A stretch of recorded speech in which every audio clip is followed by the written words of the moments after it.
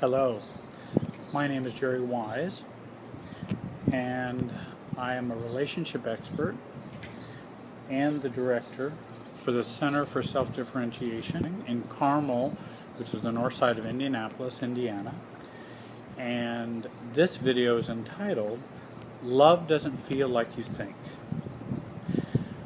I have the fortunate experience of being out here in Tucson, Arizona, visiting with family, referral sources and clients. I have clients across the country, and it's been a very enjoyable time out here, and I wanted to do a couple of videos. There are a couple of other Tucson videos on YouTube from Tucson.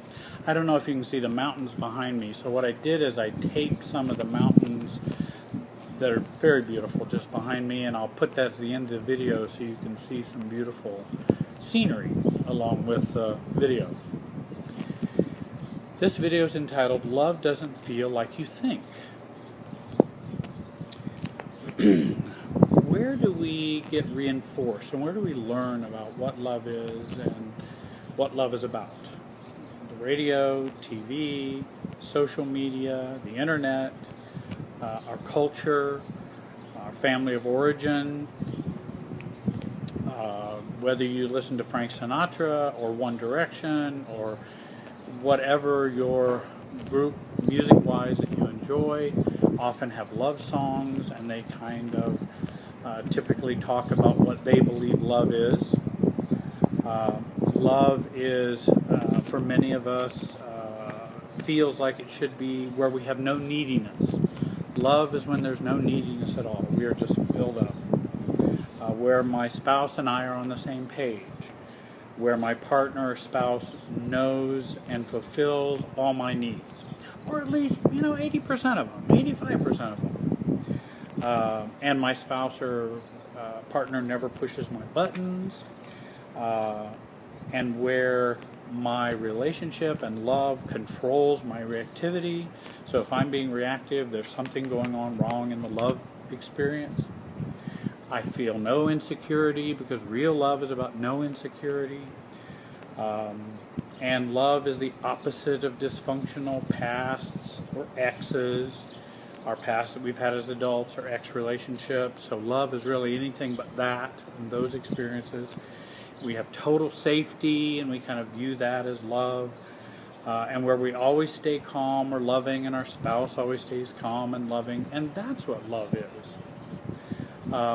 Or we have an ACOA norm, where we grew up in as an adult child of dysfunctional family, or a child of an alcoholic family. So we have that norm of what love is supposed to be. Or we've grown up as adult children with sexual abuse or physical abuse, and then that love becomes our norm. The anti of that becomes love as the norm. So where did you learn your love norm? How did you learn your love norm? And what normal is for love? People often don't ask these questions. What they ask is, how can I get my love norm or love paradigm fulfilled? Not change the paradigm, but how can I get it fulfilled? And that's what relationships and partners are supposed to do. I remember when I was in seminary, and I got a degree at seminary, I got a degree in marriage and family therapy, and I was trained in seminary to do contract therapy with couples, which is a whole therapy devoted to learning what the internal expectations are someone has for relationship and for marriage. And those expectations really do challenge marriages.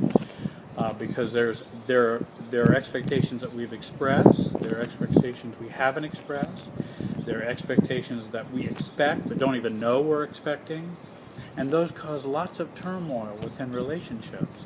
Because that whole contract therapy, what's your contract for a relationship? What are you signing up for? What do you expect them to sign up for? Oftentimes, couples don't talk about this. It's just assumed. But they're not on the same page. And again, for many, love is our spouse and me always are on the same page. Then I got a master's in marriage and family therapy and got retrained in marriage and family therapy. But I do believe that contract therapy is helpful and useful, and I use that at times. And here's kind of what you learn for what expectations, some of the expectations as I read of what people have for marriages. You know, a mate who will be loyal, devoted, loving, and exclusive, offering the kind of relationship with a person that one may have hoped for as a child, but did not receive, or had and lost. Someone with whom to grow and develop and get old with. Those are some expectations. Other expectations can include a companionship and an insurance against loneliness. Another is marriage as a goal in itself rather than a beginning. That's many people think of it that way. Some people do not think beyond the wedding day.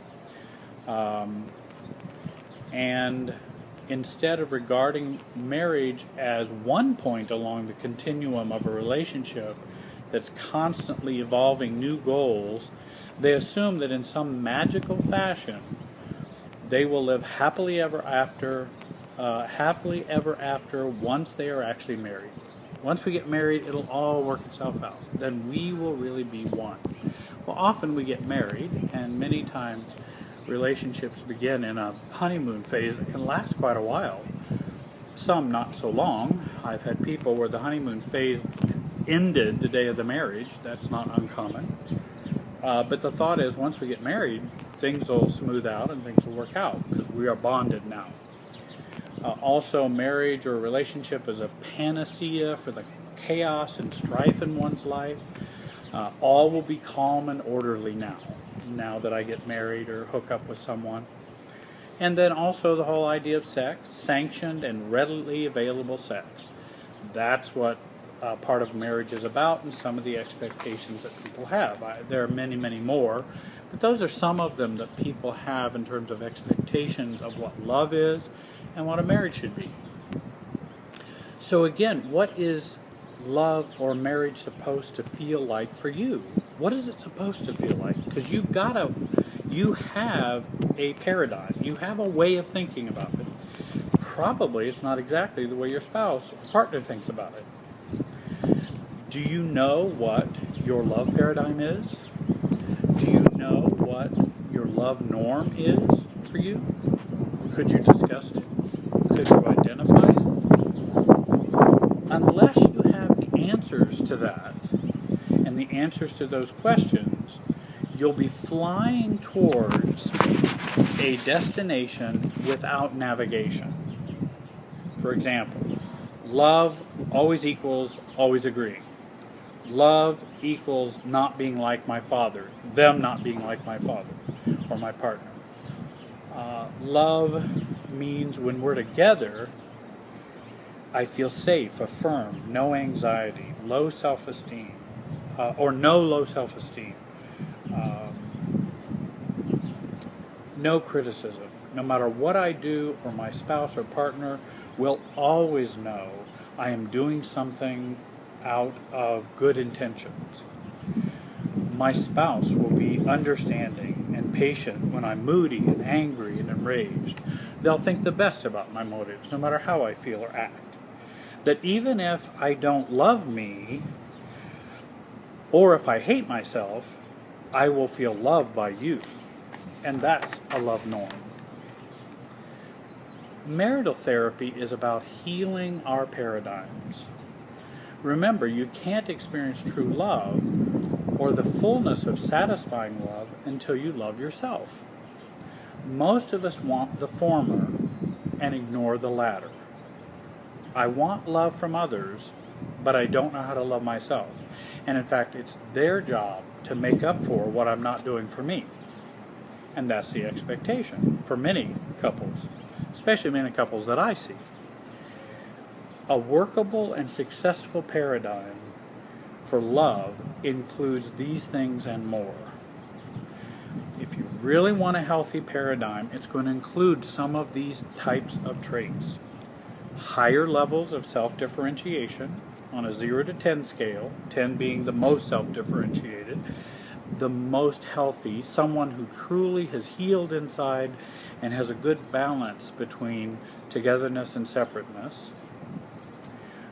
And if you're at a 2 on the scale, then it doesn't work. Those balances are not there, and they don't work very well. And we're always tripping over the hurdles and potholes in relationships. Unselfish love, unselfish self-love is a part of a good, healthy love paradigm, and healthy self-respect and self-valuing. A lot of people don't think about that. If you want a healthy love paradigm, we must have those ingredients. Having low neediness, high self-satisfaction. The more needy we are, the more conflictual, the more reactive the relationship. The less self-satisfaction with ourselves and life, the more turmoil there is in a relationship. Another trait is a realization that the relationship you have with yourself will mirror your relationship with your partner and spouses. So how you feel about you will often translate into eventually how they feel about you. So the more we heal this, the more we can transform that relationship.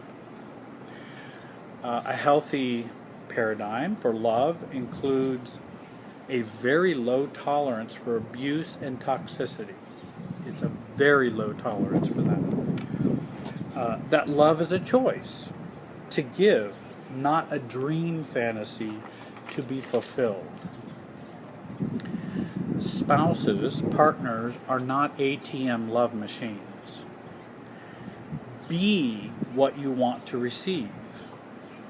Most want it reversed, but can't flip it because of neediness. And again, be what you want to receive. Many are in relationships where they need to change so I get what I need.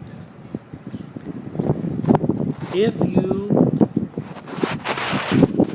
your love paradigm is broken, I want you to give me a call. We can work together to transform your life to make real love possible. I was just talking to clients of mine, a couple who are in England, and they said, you just seem so serious and knowledgeable on your videos. But you really do have a great sense of humor and are funny. Laughing is a healing, and laughing is healing, and humor has been a part of my life that I cannot do without. Over seriousness, I think, means immaturity. The greater the self-differentiation, the more playful and the more relaxed we can be, and the less over serious we need to be. And I've been able to find that in my life, fortunately, through the help of professionals and those who have helped me along my life's path. I want to thank you all for watching today. Whether you live on the East Coast, the West Coast, out in the West, on the Gulf, or in Tucson, or actually any country in the world, having clients in a number of different countries across the world, I am able to do Skype and FaceTime and bring us together to get what you need and to make the changes you need to make. Again, thanks for watching today, and have a great day.